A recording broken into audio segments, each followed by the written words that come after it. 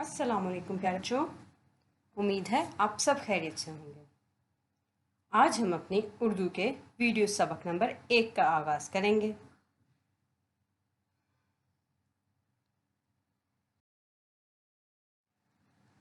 आज हम हम्द पढ़ेंगे जो कि आपके किताब के सफ़ा नंबर 1 पर मौजूद है। आज के सबक के लिए दरकार वसाइल हैं स्मार्ट उर्दू की चौथी किताब, कापी और कलम।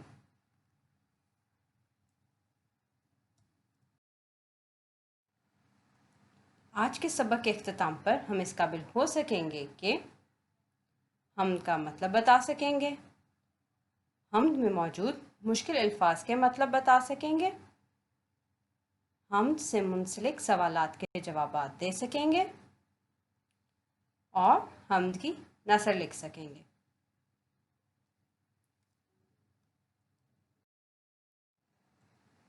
हम्द। तो प्यारे बच्चों, सबसे पहले आप मुझे बताएं कि हम्द किसे कहते हैं, हम्द का क्या मतलब होता है।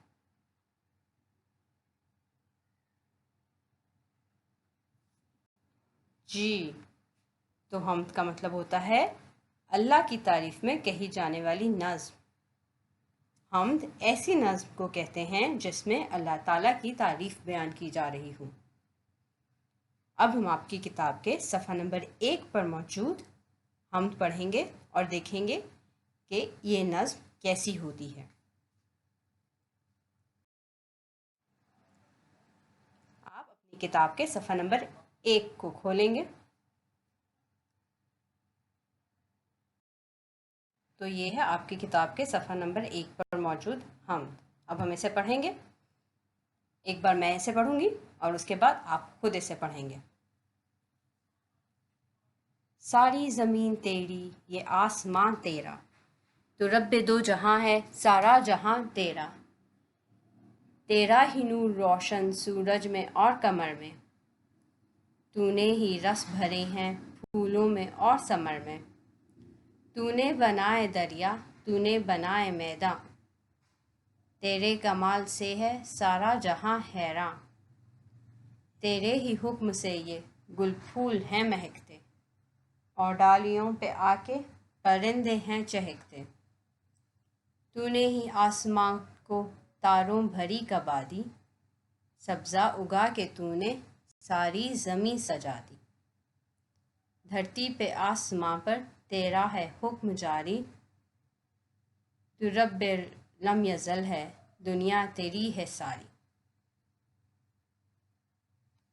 अब आप इस नज़्म को खुद से पढ़ेंगे।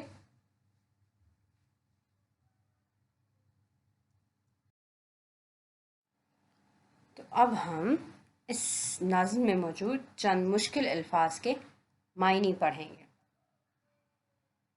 सबसे पहला लफ्ज़ है रब। रब रब का मतलब होता है पालने वाला, परवरदिगार। नूर, नूर से मुराद है रोशनी। कमर, कमर हम चांद को कहते हैं। समर, फल, फलों को समर कहा जाता है। कमाल, कमाल का मतलब होता है खूबी। गुल, गुल किसे कहते हैं? फूल को गुल कहते हैं। महकते, फूल हैं महकते, फूल हैं खुशबू फैलाते।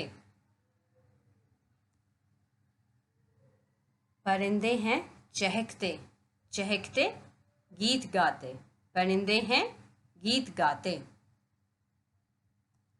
कबा, लिबास, आसमान को तारों भरा लिबास दिया।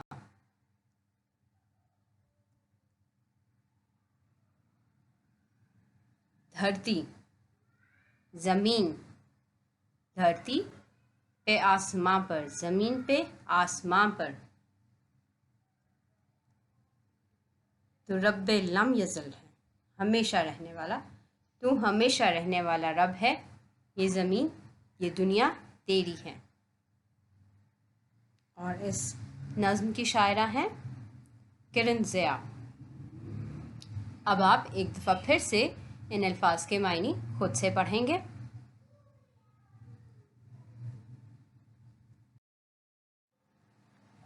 अब हमने नज़्म पढ़ी, अब हम इससे मुंसलिक चंद सवालात के जवाब देंगे। मेरा आपसे सबसे पहला सवाल है, हम्द किसे कहते हैं? ये सवालात आपकी किताब के सफ़ा नंबर 2 पर मौजूद हैं। हम्द किसे कहते हैं? जी, तो बताएं, हम्द किसे कहते हैं?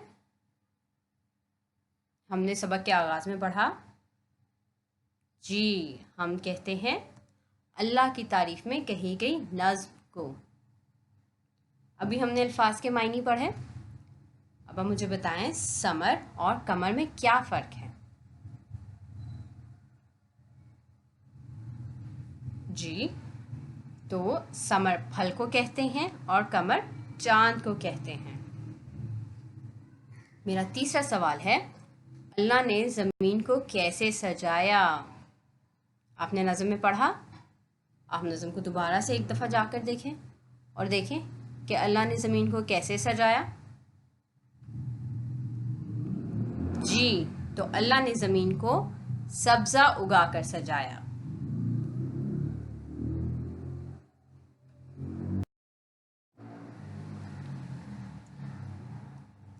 ये सवाल आपकी किताब के सफ़ा नंबर 3 पर मौजूद है। दर्ज झैल अशार नसर में लिखिए। नसर किसे कहते हैं? नसर, जब हम इन जुमलों को, ये जो अशार हैं, इनको जुमलों की सूरत में, सादा जुमलों की सूरत में लिखेंगे और आसान अल्फाज इस्तेमाल करेंगे तो ये नसर बन जाएंगे। ये अशार हैं, आप इन अशार को सादा जुमलों की शक्ल में लिखेंगे और आसान अल्फाज में लिखेंगे तो ये नसर बन जाएंगे। एक जुमला जो मैंने आपके लिए किया है, ये देखें। पहला जुमला, तेरा ही नूर रोशन सूरज में और कमर में। सूरज में और चांद में तेरी ही रोशनी है। मुश्किल लफ्ज़ था सूरज, कमर, कमर मुश्किल लफ्ज़ था, हमने उसका मतलब लिख दिया चांद और इसको सादा एक जुमले की सूरत में लिखा तो ये इसकी नसर बन गई। तेरा ही नूर रोशन सूरज में और कमर में, सूरज में और चांद में तेरी ही रोशनी है, ये इसकी नसर हो गई। अब आप इन तमाम अशार की नसर अपनी कापियों में तहरीर करेंगे। आप अशार लिखेंगे और उसके नीचे उनकी नसर तहरीर करेंगे। ये आपका जमात का काम है।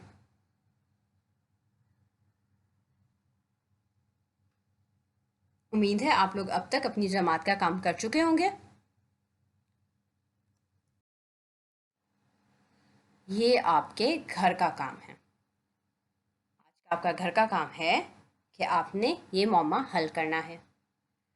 ये चंद अधूरे अल्फाज हैं, आपने इनमें हरूफ लिखकर इनको एक मुकम्मल लफ्ज़ बनाना है।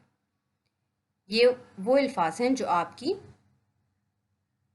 हम्द में से लिए गए हैं। आप अपनी हम्द देखेंगे और ये अल्फाज का मौमा हल करेंगे।